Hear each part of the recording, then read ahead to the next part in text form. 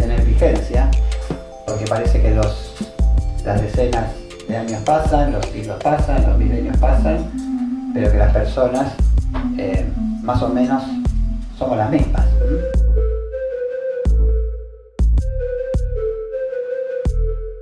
Y que no hubiera demasiada diferencia entre problemas que tenían las personas hace, no sé, 3000 años y los que tenemos hoy.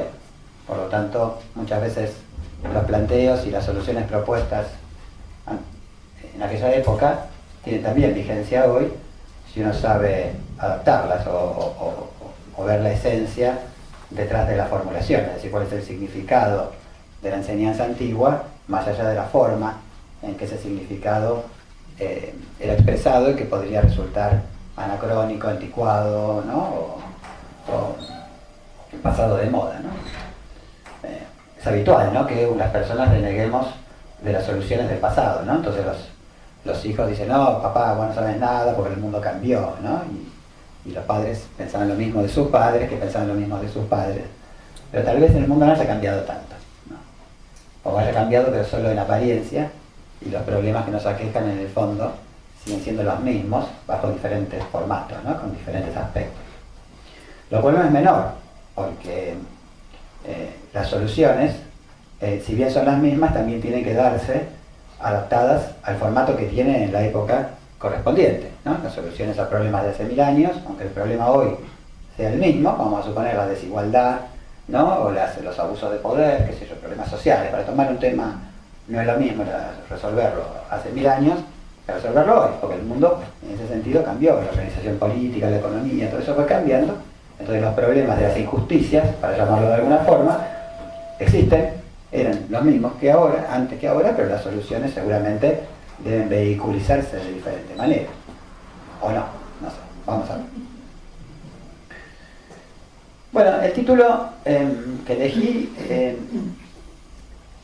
dice la constante insatisfacción, ¿no?, y la inútil búsqueda de la felicidad. En general lo que más sorprende es la segunda parte del título, ¿no?, de la inútil búsqueda de la felicidad. ¿Por qué inútil búsqueda de la felicidad? Cuando la felicidad es un poco aquello detrás de lo cual todos o casi todos estamos atrás, ¿no? Bueno, en realidad la respuesta a eso se la voy a dar al final de la charla, pero está implícita en la primera parte del título. Pero no les voy a contar el final porque si no se levantarían en 16 días, ¿no? Y los tengo que retener acá un rato. Entonces vamos a hacer yo les voy a hacer un análisis un poco con algunos ejemplos, en lo posible autorreferenciales, es decir, un poco referidos a mí, pero la idea es, en ese sentido, que cada uno vaya viendo si esos ejemplos, en alguna medida, no reflejan aspectos de la vida individual de cada uno, porque la idea mía no es hacer una charla completamente teórica, sino que tratar de transmitirles vivencias con las cuales ustedes pueden identificarse. Entonces, uno va revisando, cuando digo uno me refiero a mí, ¿no? Solo que decir yo queda feo, entonces digo uno, ¿no?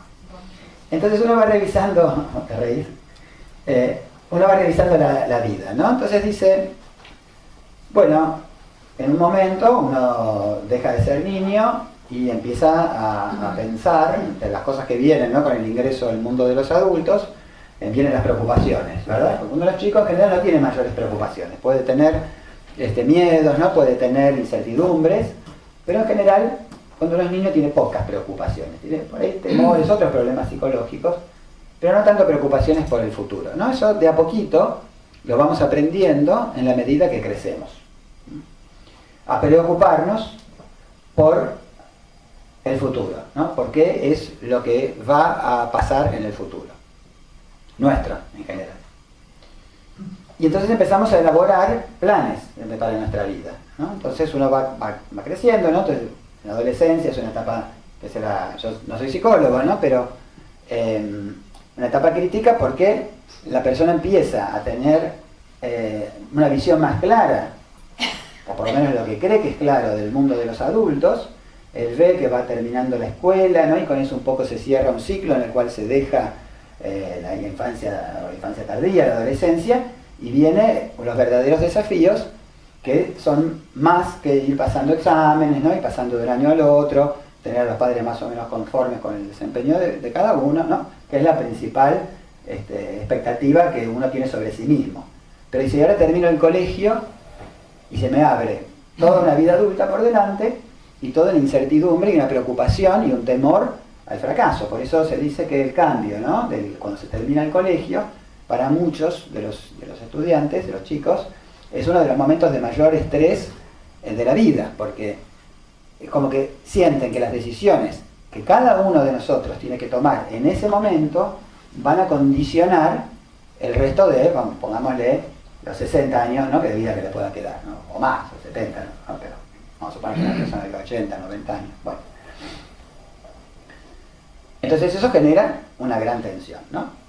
Entonces, una gran preocupación. ¿Qué es lo que me va a pasar? ¿Cómo puedo yo hacer para evitar el fracaso o terminar como? Y vienen todos los ejemplos de la gente que uno considera que le fue mal en la vida, ¿verdad? Entonces, parientes, ¿no? Amigos de los padres mismos, qué sé yo, no sé. Cada uno en ese sentido tiene sus propios ejemplos de lo que no quisiera que le pase, ¿no? Y por otro lado también tiene alguna idea de algunas cosas que quisiera que le fuera bien, ¿no? Y por ahí no demasiado específicas todavía, pero bueno, nadie quiere ser pobre, ¿no? Entonces todos quieren que económicamente más o menos le vaya bien, ¿no? Algunos querrán ser millonarios, otros no tendrán ambición por ese lado, pero nadie quiere, ¿no? Pasar en necesidades económicas, naturalmente. Entonces viene esa preocupación. Pero tampoco quiere, por ejemplo, dedicar su vida a algo que no le gusta, ¿no? Entonces decir, no, yo no quiero estar como fulanito, ¿no? Porque ser el padre. Todos los días en la oficina y qué sé yo, haciendo algo que no me gusta para tener un mínimo bienestar. Entonces, ¿qué quiero hacer, no? Bueno, y todas esas preocupaciones que me imagino que en mayor o menor medida muchos de ustedes, si no todos, habrán sufrido en ese momento, ¿no? Entonces una manera a veces de resolver esta preocupación es decir, bueno, ¿qué es lo estándar, no? ¿Qué es lo que la sociedad en general plantea, no como, ¿qué tal? Bueno, como expectativa, como solución para tener una mínima garantía de no fracasar, ¿no? Entonces, bueno, cada uno tiene ciertos valores, cada familia en cada lugar del mundo, pero uno dice, bueno, vamos a volver a mi ejemplo, yo termino el colegio, voy a hacer una carrera universitaria, porque siempre me acuerdo que mis padres se quejaban que por no tener un título universitario se les habían cerrado muchas puertas a lo largo de la vida, ¿no? Después me di cuenta que no era tan así. O sea, se le habían cerrado, pero no solo por eso, ¿no? Había otros factores también importantes. Entonces digo, bueno, voy a hacer una carrera universitaria, porque entonces si yo me recibo de algo, entonces voy a tener ciertos aspectos de mi vida resueltos, ¿no? Y resulta que si lo que elijo me gusta, mejor, porque entonces también voy a resolver mi problema económico, ¿no? Tener una posición mínima, y encima voy a hacer algo que me gusta. Entonces digo, bueno, elijo una carrera, digo, por esa de medicina, y me apliqué a eso, y voy diciendo, bueno, entonces voy a conseguir un título, y con eso voy a conseguir una determinada posición, y voy a garantizarme cierto bienestar, ¿no? Entonces después me va a quedar ese aspecto de la vida resuelto, y bueno, perfecto, entonces uno queda tranquilo. Pero bueno, después se acuerda de que hay otros aspectos de la vida más allá de lo profesional y lo económico, ¿no? Que no digo que no sean importantes, sobre todo cuando uno no los tiene, ¿no? A veces uno cuando tiene un cierto bienestar no lo valora, ¿no? Pero cuando no lo tiene se da cuenta que no lo tiene. Entonces resulta y dice, bueno, pero yo también quisiera tener una familia, ¿no? Entonces, bueno, pero las chicas no me miran, ¿no? Entonces vienen las angustias de eso, ¿no? De sentirse a veces inseguro en el terreno afectivo, ¿no? Pero bueno, bien que mal, por ahí uno lo va piloteando y consigue, ¿no? Encontrarse con alguien con quien se siente cómodo, qué sé yo. Entonces dice, bueno, ahora me voy a casar, entonces ya tengo resuelta mi familia ¿no? y mi profesión, mi parte económica. Y bueno, y por ahí eso avanza, ¿no? ¿Verdad? Y entonces,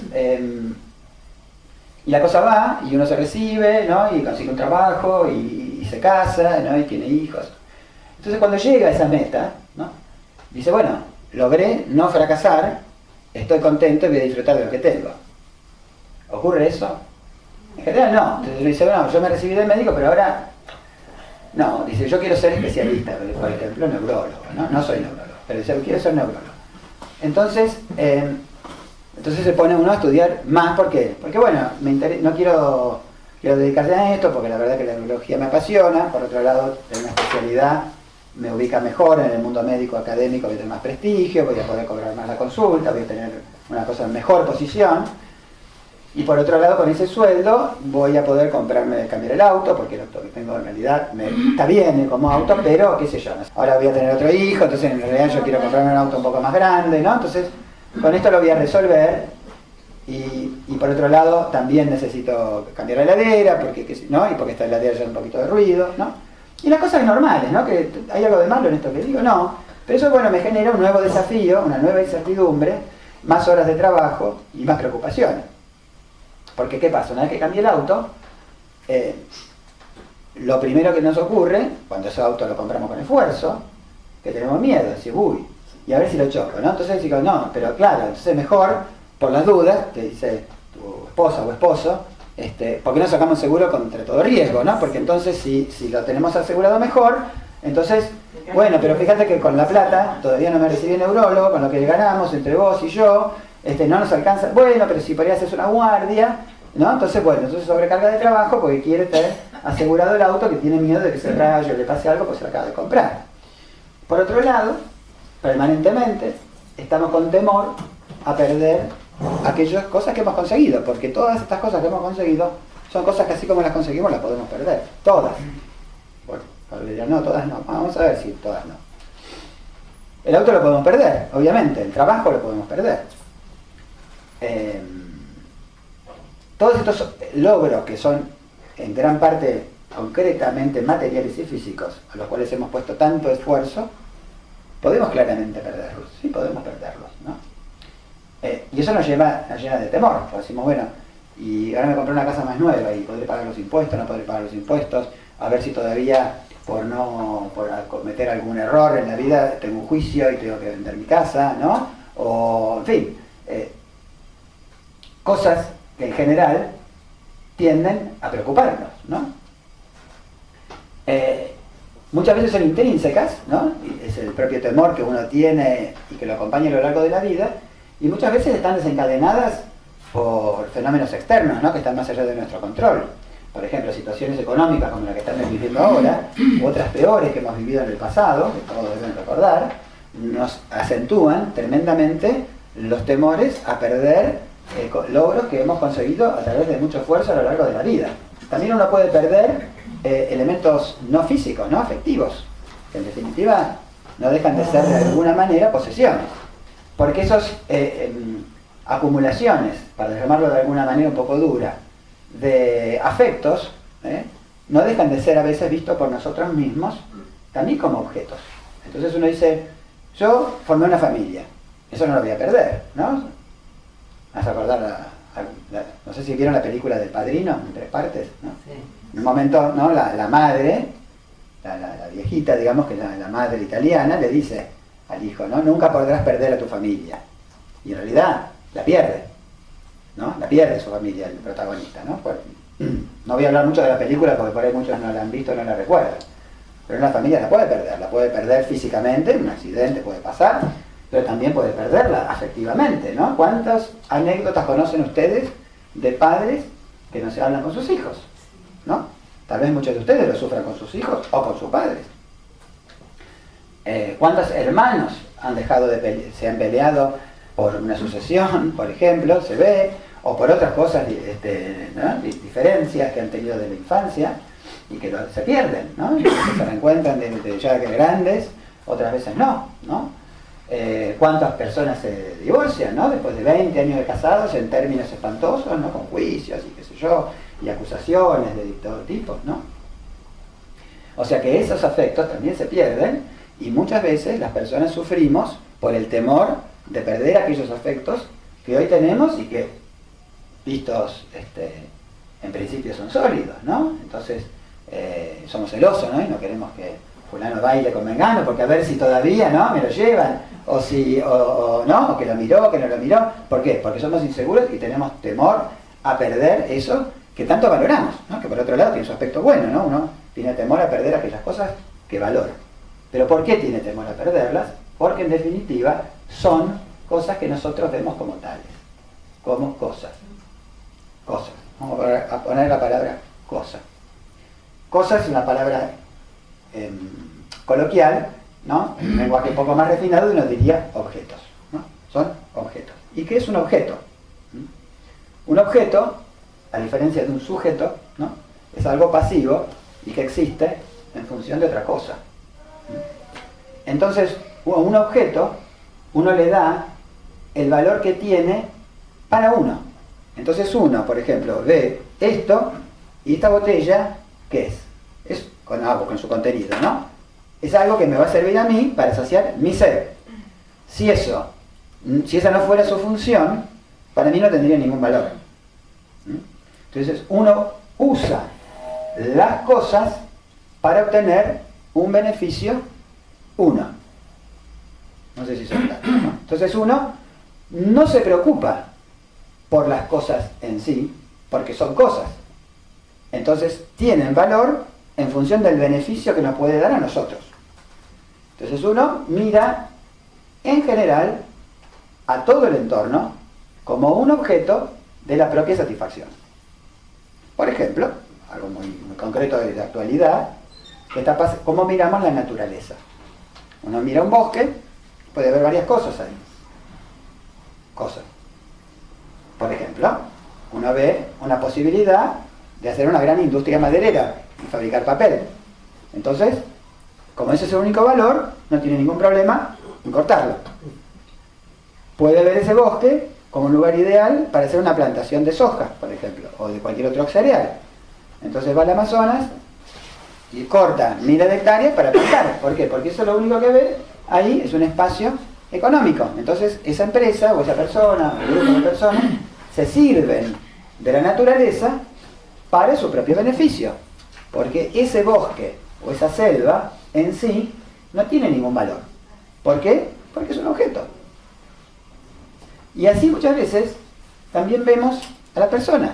Entonces vemos a las personas como objetos. Entonces, por ejemplo, ¿cómo ve una empresa a las personas que trabajan en la empresa, el dueño de la empresa? ¿Cómo? ¿Cómo se le llama? Empleados. Porque los emplea, porque los usa. ¿Qué significa emplear? Usar, ¿no? A veces uno no se da cuenta del significado de las palabras. Ser empleado es ser usado, ¿no? Yo empleo el vaso para beber, por ejemplo, ¿no? Para usar un castellano castillo, ¿no? Tener un empleo, ¿qué es? Uno vende su tiempo, su esfuerzo a cambio de un sueldo, ¿no? Bueno, entonces así como una empresa ve a sus obreros, empleados, al personal, todos los nombres que le damos a la gente en las empresas, como objetos que mientras sean funcionales a la empresa son valiosos y se les paga un sueldo y se preocupa por la salud de esas personas, etc. Pero cuando dejan de hacer su trabajo para el bien de la empresa, ya pierden sentido y se los echan, ¿no? Bueno, eso lo vemos normalmente como algo natural. No digo que esté mal, pero es así como a veces nosotros, que es lo que me parece que sí está mal, enfocamos nuestras relaciones con la gente que nos rodea. Como vemos, por ejemplo, a veces a la pareja de uno, ¿no? El cónyuge. Muchas veces lo vemos como un objeto para cubrir necesidades propias, de distinto tipo, ¿no? Afectivas, de compañía, como alguien que necesitamos para tener hijos, para, qué sé yo, los aspectos sexuales, en fin, para todo aquello que esa persona nosotros nos va a dar o que nosotros vamos a obtener de esa persona, o aquella persona en quien nosotros vamos a depositar lo que nosotros queremos darle. Pero esa persona en sí misma no la estamos viendo más que como un medio de nuestra realización emocional.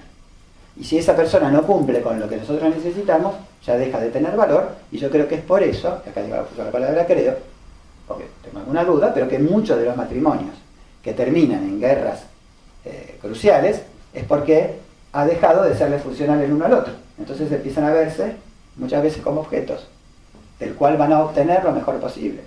Hay otros condimentos, estoy simplificando, ¿no? Puede haber odios, rencores, cosas. Pero bueno, no es hablar del divorcio hoy, el tema, sino ver cómo muchas veces nosotros ponemos a la persona que tenemos al lado en ese rol. Y no solo el marido o la esposa, también nuestros hijos o nuestros padres, ¿no? Muchos por ahí no tienen hijos, pero padres tenemos todos, ¿verdad? Entonces muchas veces vemos a nuestro padre como un objeto también, porque hemos sido criados así a lo mejor, no sé, no estoy haciendo juicios de valor, ¿no?, de nosotros mismos, pero entonces aquella persona que nos cuida, entonces, como me cuida, yo lo quiero, lo respeto y lo busco, ¿no? Como me resuelve problemas económicos cuando soy un poco más grande, me prestó plata me pagó la fiesta de casamiento, me presta plata para que me compre mi primera casa, me da apoyo por acá, por allá. Entonces, en ese sentido, él me resuelve una cantidad de cosas y yo establezco este vínculo utilitario disfrazado de afecto. Pero ¿qué pasa cuando ya el padre no lo hace más? Yo ya no lo necesito más. Es él el que me necesita a mí, que yo lo vaya a ver al pediátrico, ¿no?, o al hospital, o lo asista. ¿Qué pasa? No voy más. No voy más. Me pesa. Voy por culpa, ¿no? Voy porque no tengo más remedio. Pero no voy contento, no me importa cómo él está. No sé si se sienten, no sé si individualmente identificados un poquito, pero seguramente conocen muchos de estos casos, ¿no? Y a veces reconocer eso en uno mismo es muy duro, ¿no? Porque uno se siente una mala persona, ¿no? Si uno lo reconociera en sí, ¿no? Yo personalmente les reconozco que en muchos casos lo veo así en mí y me hace sentir mal, porque ¿quién cree que es una mala persona de ustedes? Nadie cree que es una mala persona, ¿no? Todos tenemos siempre justificaciones para las cosas que hacemos que sabemos que están mal, ¿no? Entonces las justificamos, entonces decimos, bueno, yo hago esto porque no me quedó más remedio, o porque dada la circunstancia no quedaba otra, pero en definitiva no es para tanto, ¿no? Pero bueno, todos somos un poco buenos y un poco malos, ¿no? Y a veces, aunque uno no lo quiera confesar, tomar un poquito de conciencia de eso es lo que nos puede destrabar un proceso de mejoramiento interno y de mejoramiento personal, ¿no?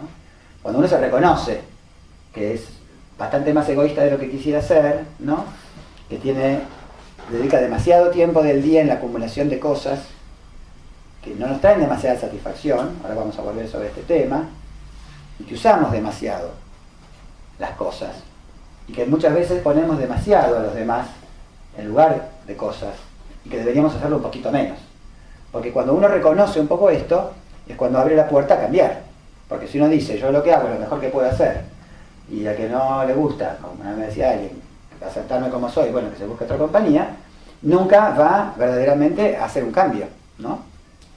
Porque para hacer un cambio lo que tenemos que hacer es querer cambiar. Para poder querer cambiar, tenemos que saber que tenemos déficit y que de eso tenemos que trabajar. Si tenemos siempre 10, somos perfectos, y lo perfecto es inmejorable. Ahora, si sabemos que por ahí tenemos un 4, un 5, cada tanto un 8, bueno, siempre tenemos para llegar al 10, porque todavía estamos lejos de la perfección. Entonces, volviendo al tema de la acumulación de objetos, ¿no?, que un poco esto es lo que va toda esta introducción, se me está yendo un poco el tiempo, de acumulación de objetos, estos objetos en general los acumulamos porque pensamos que de alguna manera este acúmulo de cosas nos van a llevar a algún tipo de felicidad, ¿no?, o de satisfacción. Pero que esa satisfacción, en definitiva, es escurridiza, porque en cuanto, como decíamos recién, en cuanto uno lo logra, no termina de sonreír cuando vio el paquete de lo nuevo, que ya está pensando en lo que sigue, ¿no? Eso, por ejemplo, a mí me pasa mucho con los viajes, ¿no? Viajo y cuando disfruto del viaje, pero antes de que termine el viaje estoy pensando en el próximo viaje que voy a hacer, ¿no? Y entonces hablo con la persona con la que viajo, mirá, la próxima vez. Y digo, ¿pero por qué me concentro en disfrutar este viaje? Lo termino, llego a casa, lo cuento, muestro las fotos y después me pongo a pensar en otro viaje, ¿no? No termino de disfrutar ese viaje porque ya estoy pensando en todas las cosas que dejé de ver y que tengo que volver a ver, o cosas que tendría que haber hecho diferente, ¿no? Y en vez de contemplar y disfrutar plenamente de eso, estoy pensando en cómo voy a hacer un viaje más lindo y mejor la próxima vez. Eso, por ejemplo, una anécdota mía. ¿Por qué eso? Y porque soy ansioso y soy así. Pero digo, está disfrutando. Sí. ¿No? Y cuando está pensando en el próximo viaje, también está disfrutando. Bueno, yo creo que no tanto. Yo creo que no tanto, porque estoy disfrutando de una fantasía de un próximo viaje, ¿no? Y estoy perdiéndome de disfrutar este. Y entonces estoy más pensando en el futuro que del presente. Y cuando el otro viaje llegue, en realidad entonces, porque si tuviera tanto valor el disfrutar de la imaginación del próximo viaje, más me valdría quedarme en mi casa todo el tiempo imaginando viajes futuros. Porque no disfruto tanto de lo que hago, sino de lo que planifico que voy a hacer. Pero hay un problema. Al imaginar eso, Sí, sabe que es una fantasía. sí. Pero si sabe que hay un próximo viaje programado, no es una fantasía, es algo que va a ocurrir. Bueno, o no. O no, porque después está el temor. Está el temor.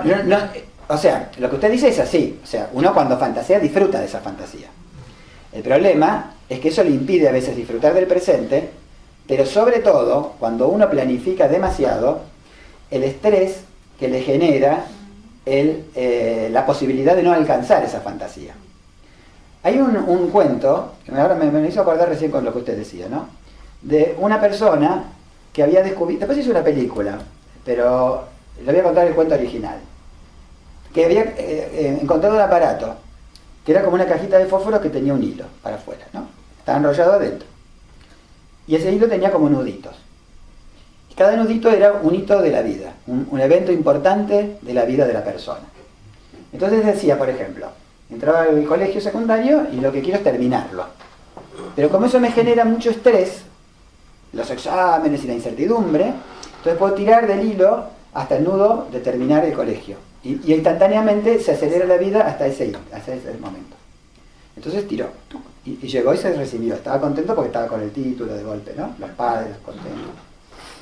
Entonces empezó después a estudiar ciencias económicas. Y lo mismo problema. Entonces dije, no, voy a tirar de nuevo para recibirme de contador, ¿no? El Titi, por ejemplo, ¿no? Entonces tiró y de repente se hizo contador. Y resulta que, bueno, a los 2 o 3 meses tenía otra ambición. Y así fue tirando hasta que se murió. Y no había vivido. Porque toda la vida tenía su cabeza puesta en lo próximo. Y no disfrutaba, ni valoraba, ni crecía en ese proceso. A eso es un poco a lo que voy. No que uno no disfrute a veces de hacer planes, ¿no? Que eso es parte es un objeto más, digamos, ¿no? de nuestra distracción. Sí, pero si uno disfruta de hacer planes, se pierde el presente y se pierde algo más todavía, lo imprevisto, que es lo que aparece en Bueno, el presente. pero justamente lo imprevisto es lo que nos horroriza. La capacidad Porque de muchas veces lo imprevisto es lo que nos da temor, porque en general, es lo que nos estresa. Podría ser. Rara vez nos pone contentos. Aunque a veces tenemos buenas sorpresas. De hecho, a veces discuto con Anabela que me dice, no tengas tanto problema, porque a veces, con no preocuparte, ves que ese problema era puramente imaginario y que nunca existió. Entonces uno se preocupa que le roben el auto, volviendo al tema del auto, que evidentemente es el problema que tengo yo. Y no te lo roban nunca, y estuviste toda tu vida preocupado, pagando seguro, nunca pasó nada. Y me podía haber pasado, y a lo mejor sí, pero no pasó. ¿Cuánta gente le roban el auto? En el fondo unas pocas, Pero ¿no? lo imprevisto puede ser algo bueno. Y puede ser algo bueno, por ejemplo, no conocí de casualidad y estamos contentos. Pero nadie quería comentar algo. No, ¿Por digo ahí? que se Ah. pierde la capacidad de asombro. Se pierde. Siempre todo controlado y... Porque queremos estar seguros y tener control. Y ese es lo que nos arruina la vida, en gran parte. Y la vida de los que nos La rodean. ambición es un veneno. El segundo después de eso que viene atrás aparecen todas las palabras. La ambición. La ambición. La ambición es lo que yo les estoy diciendo. Exactamente. El tener siempre Eso una meta que queremos conseguir más allá. No voy a vivir porque yo el segundo que viene ya no lo quiero, me tiro para adelante y automáticamente aparecen todas esas palabras que son injustificables. No vivo el presente por el futuro. segundo que viene, el devenir. Ahí Y nomás. fíjense, como la ambición no tiene límites. Y les puedo poner 2 ejemplos. Uno, lo tomamos del diario, de la televisión. Fíjense, políticos, ¿no? Que ahora están muy de moda, todo hablar. Y no, de todos los partidos, y en todo el mundo, no solo en Argentina. No les alcanza $1.000.000. Bueno, está bien, no quieren ser pobres. Bueno, que tengan 10. No les alcanza, quieren tener 100, quieren tener 1.000. Plata que no podrían gastar aunque la quisieran. Pero esa ambición los lleva a que terminan presos muchas veces. ¿Pero por qué? Si hubiera parado en los 10 millones, nadie hubiera hecho nada. Pero su ambición los lleva a exponerse. ¿Por qué? Porque es como una enfermedad. Ahora, eso es algo claro, y después todos nos reímos y pensamos que no tiene nada que ver con nosotros. Pero yo creo que cada uno de nosotros tiene un poquito de eso. Tal vez no en esa escala económica y qué sé yo, pero todos siempre estamos queriendo algo más y no estamos satisfechos con lo que tenemos. Una vez hablando con colegas míos del hospital, decían, bueno, Esteban, pero al final eso es lo que te hace progresar. Yo digo, ¿progresar a qué? ¿Progresar a dónde? A ser un pobre tipo, ¿no? Ser una, o tipas, ¿no? Lo que pasa es que yo estaba hablando de mí. Donde siempre estás corriendo detrás de esa zanahoria, como el burro con la zanahoria, una zanahoria que se te va yendo. La diferencia es que en el camino cada tanto le van vendiendo mordisquitos, pero es un mordisquito que solamente te despierta el deseo de comer más y comer más y comer más y comer más. Entonces yo miraba, fulano de tal, tanta ambición, un gran profesor, qué sé yo, amargado, insatisfecho, ¿no? Hablando de colegas prestigiosos, ¿no? Entonces, bueno, como les prometí un poquito, no nos queda mucho tiempo, pero les prometí de que íbamos a hablar un poco en el vínculo de estos problemas con filosofía antigua y a ver si se nos ocurría alguna solución, porque hasta ahora lo único que hice fue traerles arriba, ¿no? El problema que ya todos más o menos sabían, pero se los estoy generando malestar tal vez, ¿no? Entonces vamos a ir unos 2500 años atrás, India. No les voy a preguntar qué pasó en la India hace 2500 años porque sería un poco malo de mi parte, pero como yo lo estudié, en la India nace una nueva corriente filosófica que se llama el budismo. Se llamó después el budismo. Ustedes saben que en la India, hago una breve paréntesis, existen muchas escuelas filosóficas. Cuando uno preguntaba antiguamente a los hindúes sobre las filosofías de la India, no sabía muy bien a qué se refería uno, porque la India no tiene una filosofía ni una religión, sino que ya desde muy antiguo tiene casi tantas filosofías como habitantes tiene la India, ¿no? Y ya tiene como 2.000 millones, así que imagínense la cantidad de formas diferentes de pensar. Es un poco un chiste esto, ¿no? Pero hay muchas escuelas. Pero cuando Occidente, a través de la colonización británica y francesa sobre todo, en la India, descubren la India ellos, ¿no? Ellos la descubren primero a través del comercio y después se apoderan políticamente, ¿no? Pero también descubren, además de riqueza, que era lo que ellos querían, hablando de apegos y acumulación, ¿no? Y piratería, descubren también toda una cultura que los deslumbra. Entonces se ponen a estudiar y como bien buenos occidentales que eran, sobre todo los británicos, empiezan a clasificar, ¿no? Filosofías y religiones y a ordenar las cosas que para los indios era una libertad natural de que cada uno piense como quiere y no se alineaban tanto en escuela. Pero bueno, los británicos se ocupan de eso y un poco hemos heredado nosotros esa manera de aproximarnos al conocimiento de la India a través de los estudios que han hecho los orientalistas británicos y un poco los franceses, pero más que nada, y alemanes, ¿no? Entonces, bueno, se clasifican básicamente el pensamiento de la India en dos grandes grupos, ¿no? Aquellos que reconocen la autoridad de los Vedas son los textos religiosos más antiguos de la India, no se sabe exactamente qué antigüedad tienen, se dice que se empezaron a escribir unos 2000 años antes de Cristo, pero posiblemente vengan de mucho antes. Los brahmanes, ¿no? Que son los religiosos de la India, dicen que los Vedas existieron siempre. Aún antes de la humanidad existían, ¿te parece igual? ¿No? Como cuando los árabes dicen que el Corán fue escrito antes que existiera el idioma árabe, ¿no? Entonces, ¿cómo puede ser una persona tan tonta, ¿no? Porque si como algo escrito en árabe va a existir de antes que el árabe exista, ¿no? Para nosotros, dice esta persona, eso es fanatismo, lo llevó a decir tontería. Bueno, no, en realidad lo que ellos quieren decir es que la enseñanza que está volcada ahí es una enseñanza de la naturaleza que ya existía antes, ¿no? Como cuando uno dice la ley de gravedad no empezó a existir desde que la formuló Newton, ¿no? Ya existía de antes. Newton la puso por escrito, pero la ley ya existía. De antes que existiera la humanidad, la ley existió siempre. Bueno, yo creo que es un poco eso lo que ellos quieren decir cuando dicen que estos libros existen desde el comienzo del tiempo, ¿no? O sea, no como libros. Pero bueno, no importa, no me quiero diversificar. En definitiva dicen que hay escuelas que responden a los Vedas y otras que no. Cuando no las estudian más en profundidad, creo que no es así, que todas en definitiva responden a los Vedas, solo que algunas rompían con una cierta tradición filosófica y crean nuevos conceptos y que por eso son como una especie de revolución filosófica y que aparentemente no respetarían los Vedas. Pero bueno, no es una charla de filosofía de la India estrictamente, así que no quiero entrar demasiado en eso, pero les quiero más o menos ubicar el panorama, ¿no? Como les decía, miles de años de tradición de diferentes escuelas, en diferentes etapas que ha tenido la India, y en un momento aparece este personaje, que todos habrán escuchado nombrar, que se llama Buda, 500 años antes de Cristo. Entonces aparece y, bueno, nace como todos estos seres que luego dieron lugar a una religión, y es clasificado, como les decía, como escuelas que no dependen de los Vedas, ¿no? Creo que se los dije junto con otras.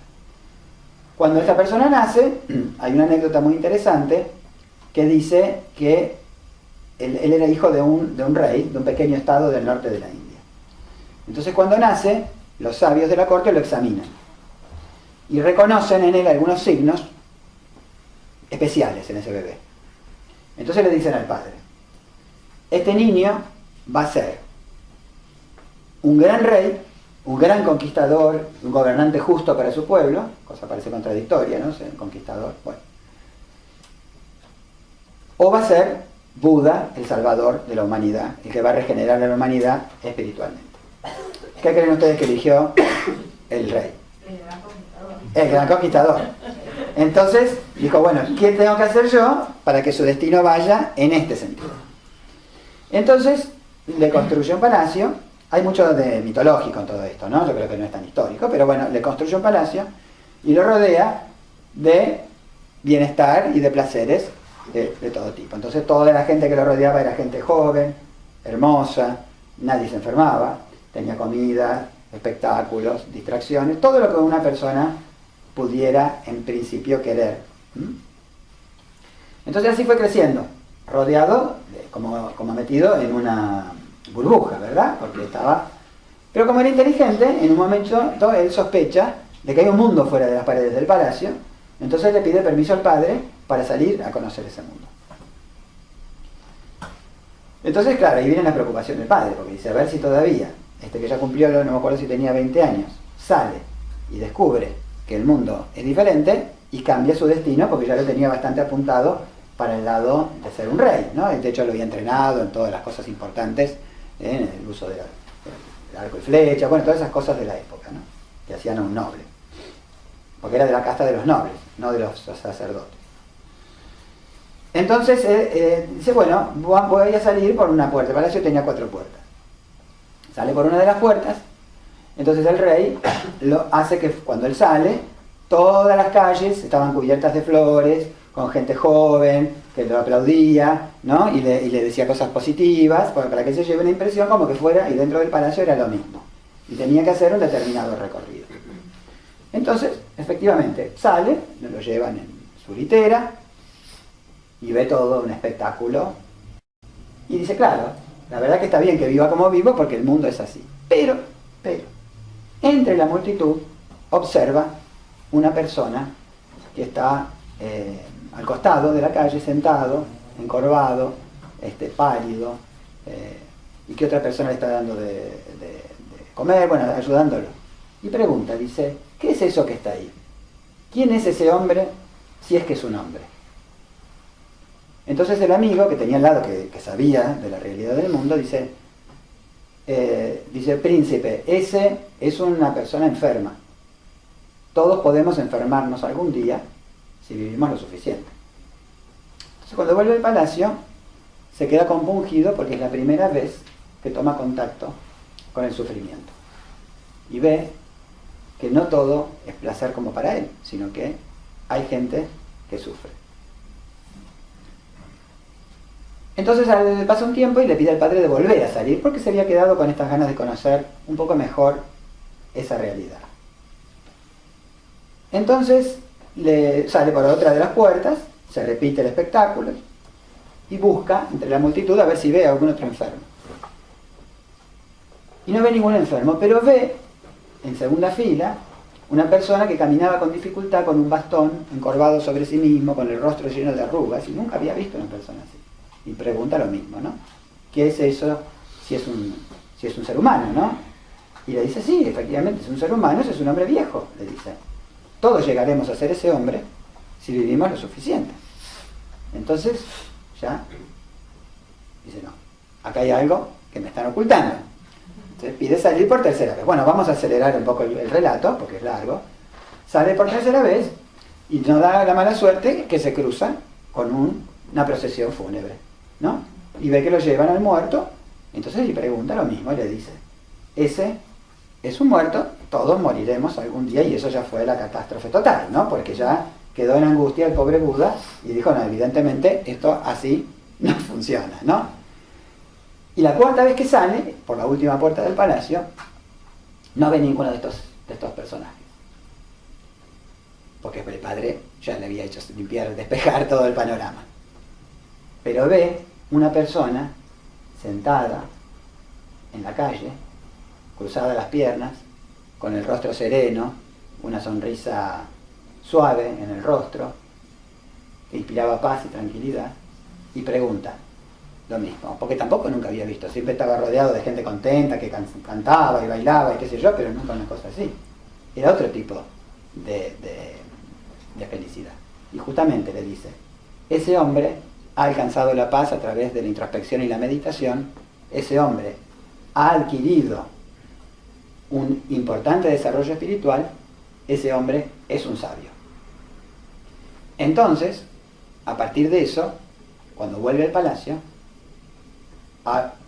en la mitad de esa misma noche, dicen, se escapa, sin pedir permiso ya, porque sabía que no le iban a dejar, porque él dice que él tiene que convertirse en ese hombre, porque todo lo otro que le estaba viviendo en ese palacio era transitorio y que iba a conducir a la enfermedad, a la vejez y a la muerte, y que lo único que podía sustraerlo de esto era tal vez el camino del sabio. Entonces el Buda, hago una breve reseña en 2 minutos más de su vida, deja y busca por diferentes caminos el acceso a esa sabiduría. Pues no había una escuela que decía enseñanza de la sabiduría. Hoy tenemos meditación, ¿no? Pero en esa época no había. Entonces practica un camino que era el del ascetismo, porque cae con un maestro que le enseña el ascetismo. Entonces se rodea de un grupo de discípulos y se dedica a no comer, a hacer ayunos prolongados, a mortificar la carne, como un poco también hay dentro del cristianismo, ¿no? Hay disciplinas que, ¿no? El silicio, autoflagelación, bueno, algo parecido, pero de estilo hindú. Y cuando está a punto, era el más del grupo, dicen que era el más avanzado, el que hacía con más énfasis las disciplinas. Y cuando estaba por morir, se da cuenta que estaba por morir, se da cuenta y dice, por acá la cosa no va, entonces deja autoflagelación, entonces los compañeros dicen que era un flojo y se van, y lo abandonan en el bosque. Entonces él, bueno, se recupera su salud y dice, ese camino no me va a llevar de la austeridad extrema a la sabiduría, sino a la muerte. Del mismo modo que el camino de libertinaje, por llamarlo de alguna manera, no me va a llevar, tampoco me iba a llevar, que era el del palacio. Entonces toma lo que se conoce en el budismo como el camino del medio, no sé si han escuchado de esta expresión, y se dedica a equilibradamente cuidar su cuerpo, pero trabaja no para dedicarse al cuerpo como hacemos nosotros todo el tiempo, sino como herramienta sana para permitir la meditación. Entonces se sienta abajo de un árbol y medita. Hay distintas versiones sobre si meditó 7 días, 7 años o más. Pero él está quieto, meditando debajo del árbol, en un camino hacia el interior, de autodescubrimiento espiritual y de expansión de la conciencia.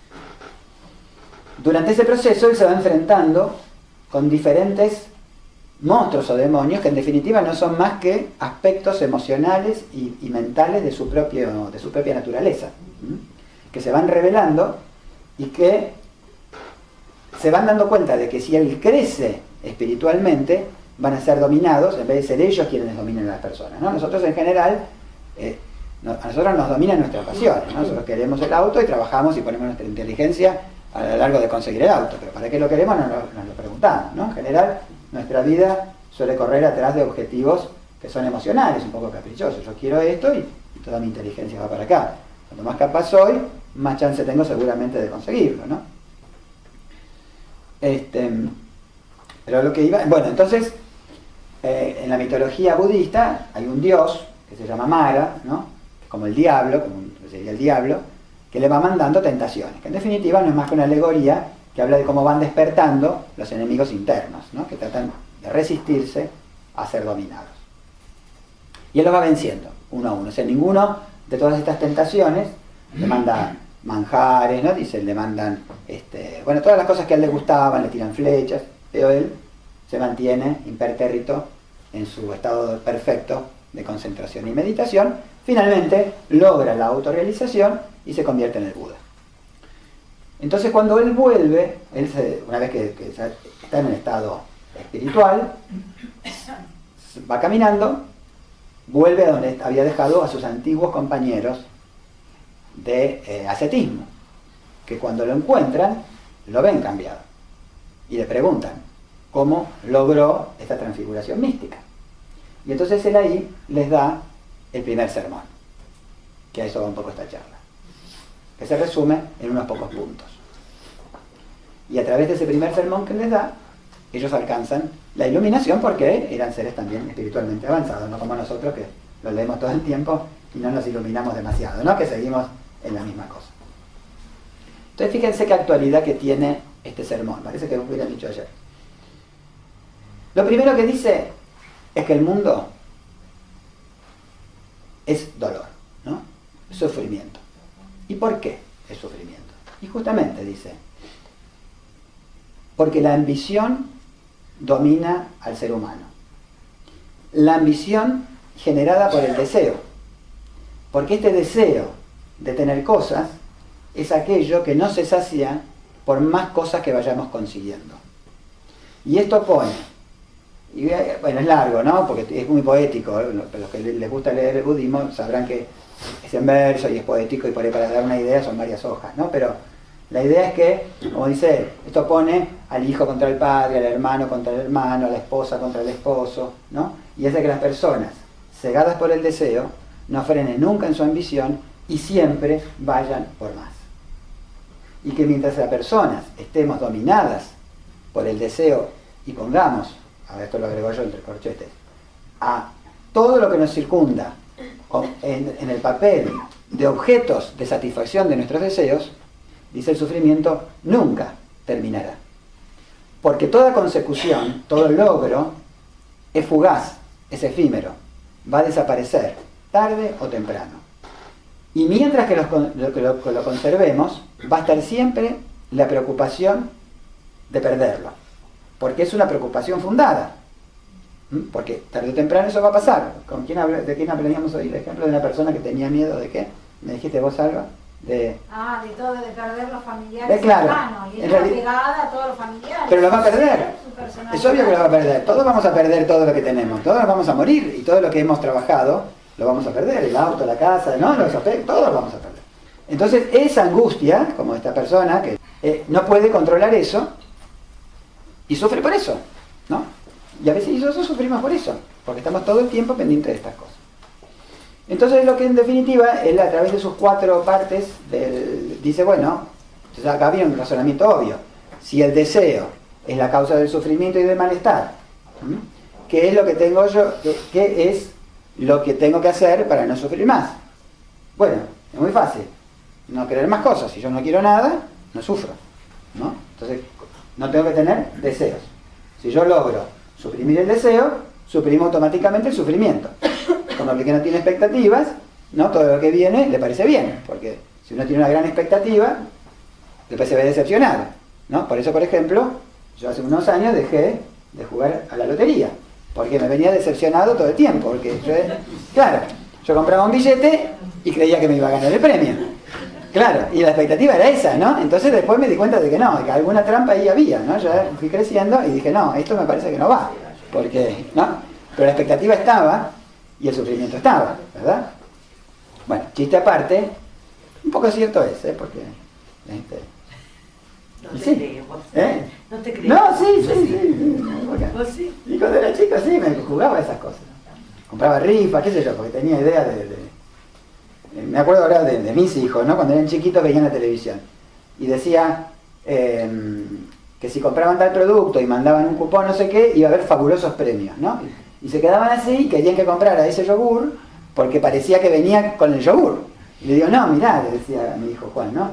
Esos fabulosos premios eran una fantasía para que compremos el yogur ese como tonto, que es más caro, y mandemos el cupón Y después no va a pasar nada, y efectivamente, se lo tuvimos que hacer un día, fuimos al correo y todo, y no pasó nada, no ganamos ningún premio, ni fabuloso, ni no fabuloso, ¿no? Pero bueno,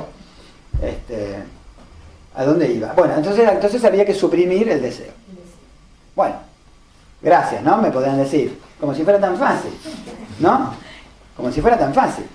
Porque ¿qué puede decir uno? Lo puedo reprimir, y puedo decir, bueno, no quiero más el auto. Mentira, ¿no? Claro. O no quiero más tal cosa, ¿no? O bueno, si pierdo mi trabajo no importa, me iré a vivir al puente. No, mentira. Estamos preocupados porque todas las cosas que hemos conseguido y las que no conseguimos todavía, las queremos y porque las deseamos. Y profundamente, ¿no? Podemos no querer reconocerlo, pero la verdad que es así. Entonces él también sabía esto, el Buda, ¿no? De hecho, a él tampoco le había sido fácil extinguir eso. Porque de hecho, ¿qué es lo que nos hace a nosotros muchas veces emprender un camino espiritual? Y digo muchas veces por no decir siempre, ¿no? Porque bueno, alguno puede decir, no, en mi caso no, y bueno, no los conozco. El deseo de ser espirituales, ¿no? O el deseo de extinguir el sufrimiento, que en definitiva muchas veces no es otra cosa que un deseo más, ¿no? El deseo de ser bueno, ¿no? El deseo de... no deja de ser de alguna manera como el último deseo o el más noble de los deseos, pero no deja de ser un deseo también. Bueno, y entonces el Buda lo que dice es, y ya con esto termino, lo que él dice es que hay un camino, ¿no? Que es la cuarta, ese sermón se divide en 4 que se llaman verdades, o 4 nobles verdades, ¿no? La verdad del dolor, la verdad del deseo, la extinción del deseo, y el sendero que lleva a la extinción del deseo, que son 8 pasos, son muy fáciles. Son 8 aspectos, no pasos consecutivos, sino son 8 aspectos. El octuple noble sendero se le llama también, que básicamente dice recta acción, recta palabra, recta vida, recto pensamiento, recta conocimiento, recta concentración. O sea que si uno vive rectamente, yo creo que son 8 de casualidad, podría uno poner más o poner menos, ¿no? Diciendo siempre lo que corresponde, la verdad, pensando bien de los demás, con la mente ocupada en cuestiones espirituales, dedicando tiempo de la vida a la meditación. Bueno, en fin, así uno podría llegar estudiando lo que tiene que estudiar y no dedicándole tiempo a otras cosas. Debería lentamente avanzar en el autoconocimiento, extinguir el deseo, convertirse en un Buda y no tener más problemas. Bueno, no es tan fácil. No es una receta, porque cada paso que nosotros damos despierta en nosotros mismos una reacción tremenda, porque es como que uno empieza a dividir los intereses internos en la cabeza de uno, ¿no? Es como cuando suena el despertador a la mañana y la mitad de uno, o más de la mitad, quiere quedarse durmiendo y la otra mitad quiere hacer, ¿no?, de aquello para lo cual se puso el despertador, aunque sea algo positivo, ¿no? Volviendo al tema de los viajes, a veces uno tiene que viajar y tiene que tomar un medio de transporte a las 6 de la mañana. Y el viaje uno lo vino planeando y todo, y lo quiere hacer. Pero cuando suena el despertador, ¡oh, qué tremendo! Todo un aspecto que tira en un sentido y todo otro aspecto que tira en otro. Uno dice, y acá sí les hablo de mi experiencia, aunque no me crean. Uno quiere meditar. Dice, bueno, voy a quitar mi mente, voy a dedicar un rato a la mañana, 15 minutos por lo menos a meditar. En cuanto uno puso, se instaló en la posición que quiere meditar y qué sé yo, automáticamente hay toda una reacción interna, ¿no?, de distracciones de la mente. En vez de escuchar cosas que no escuchaba nunca, el ladrido del perro del vecino que sabía que tenía un perro, el olor del café que nunca había sentido a la mañana, ¿no? Y de esto hay una anécdota linda, y les tomo 2 minutos más, que de me río de acordar, de un discípulo que en el Tíbet va a un monasterio, ¿no? Entonces dice al maestro que quería que lo instruya, que lo tome como discípulo. Entonces el maestro, imagínense así sentado, ¿no?, le dice, bueno, pero antes una prueba, lo que usted diga. Vuelve en una semana. Dice, pero en esa semana puedes pensar en todo menos en monos. No puedes pensar en monos, pero en otra cosa, lo que quieras. Bueno, dice, tipo, acá no hay monos, nunca tuve un mono, nunca ni me acordaba que existían los monos, va a ser fácil. Bueno, la semana vuelve y le dice, maestro, estoy desesperado, solo pienso en monos. ¿Por qué? Porque la mente y nuestro corazón se resiste a ser dominado. Entonces automáticamente nos proponemos hacer algo y se despierta una naturaleza que se opone a ese dominio. Por eso es tan difícil, ¿no? Hay otro ejemplo, para los que les gustan los evangelios, en una de las epístolas de Juan Pablo a los Corintios, creo que la segunda, donde él dice que, ¿por qué? En un momento se referencia a Dios y dice, ¿por qué no hago lo que quiero y hago todo lo que no quiero? ¿No? No sé si lo habrán escuchado, algo así más o menos, ¿no? Bueno, porque nuestra naturaleza es así. Entonces, cuando hay un primer despertar a esta realidad, hay una primera reacción a tratar de caminar por este noble octuple sendero, o las muchas variantes que hay en muchas escuelas, digamos, que tienen lo mismo dicho de otra forma, pero en definitiva es un camino espiritual donde uno prioriza básicamente eso y no tanto lo material, y lentamente a través de la meditación, el estudio y las buenas obras va orientando su vida en ese sentido. Y eso en definitiva, en mi opinión, en la medida que somos conscientes y empezamos a andar este camino, que seguramente no nos va a llevar a la meta final, si es que hay una meta final, en esta vida, ¿eh? La mayoría de nosotros seguramente no, por ahí algunos sí, que si vos sos joven todavía y ya te cortaste el pelo, puede ser que vas en el camino del Buda, pero bueno, fuera de algunos casos, nada como chiste, ¿no? Pero seguramente no, pero es un camino de varias vidas, que en algún momento uno lo empieza y que seguramente si lo hace con convencimiento y con determinación, va a notar cambios positivos. Tal vez uno sea demasiado ambicioso, ¿no? Y lo tome esto como un proyecto más y se vea decepcionado de lo poco que avanza, pero algo va a avanzar. Y es la semilla para que vida tras vida vayamos mejorando.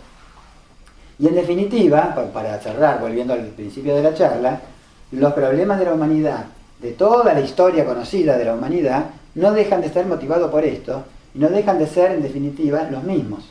Queremos más, queremos aprovecharnos del entorno, aprovecharnos de los otros, y eso nos mantiene en esta rueda de sufrimiento constante, que según la filosofía budista, también es aquello que nos hace encarnar y reencarnar una y otra vez, que nos trae a esta vida. Pero que la solución no pasa por una revolución comunista, ni por un neoliberalismo, ni por ningún sistema impuesto desde afuera sobre la sociedad. Sino que si la sociedad no se transforma internamente, ninguno de estos sistemas, por más perfectos que sean, van a caminar nunca, porque siempre van a degenerar en un sistema en el cual los unos abusen de los otros, como ha pasado siempre. Desde el comienzo de la historia, no es que estoy hablando de bien ni mal, ni del comunismo, ni de nada. Son sistemas que cuando uno los ve en el pizarrón son perfectos y cuando los aplica son horribles, porque los seres humanos somos horribles. Pero lo positivo es que si nosotros queremos, no dependemos de nada externo, sino de nuestra propia reconocimiento, honestidad interna para con nosotros mismos y determinación de cambiar. Y que si eso se da, no hay nada que pueda obstaculizarnos, porque todos aquellos factores externos que nuestra vida cotidiana nos llenan de mandatos sociales, de que tenemos que tener posición, que tenemos que tener familia, que tenemos que tener lo otro, nada de eso es inevitable.